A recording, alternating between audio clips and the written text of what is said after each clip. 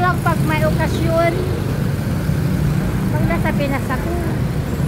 Pero dito ayoko, baka mamaya may mag-ano ba, gagayon isang hikaw ko na wala. Kasi ako, hindi na gawin kayo.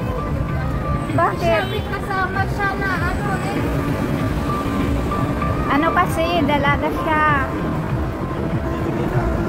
At saka may kasama siya na mamaya yung sinakyan kong taxi, iba na yung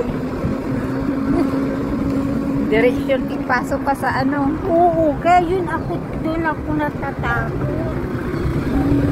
Diba? Dito na tayo dumaan. Kaya umuwi ako alas 6 before 7. Ganyan. Gusto maliwanag pa. Maliwanag. Siya yun. Uwi kahit mag-aalas 9 yun.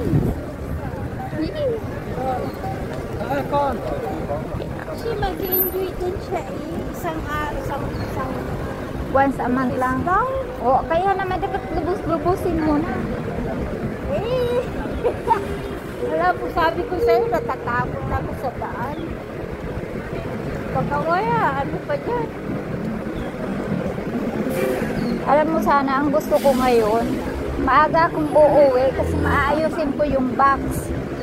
Ito naman ang visit kong amo. Isinend yung ano. Dito, mura ang mga ano dito, bilihin. Ang dami ko dito nabiling pantulog. Oo. Hindi yung pantulog, tingnan mo, sa Islam. Tingnan mo. Ayun o, sa gilid.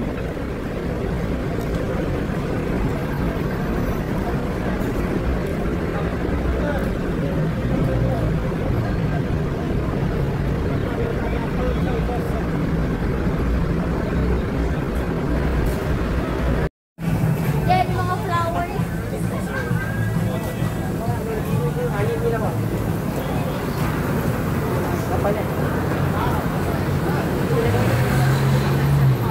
It's just when he bought pork.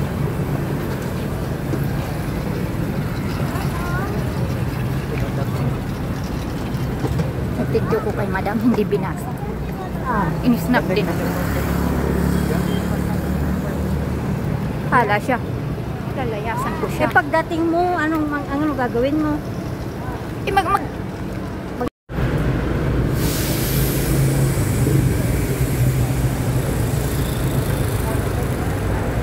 Ka na.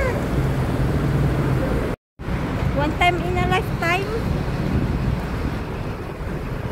Diba? Kaya nga. Gamitin mo yung sarili mo.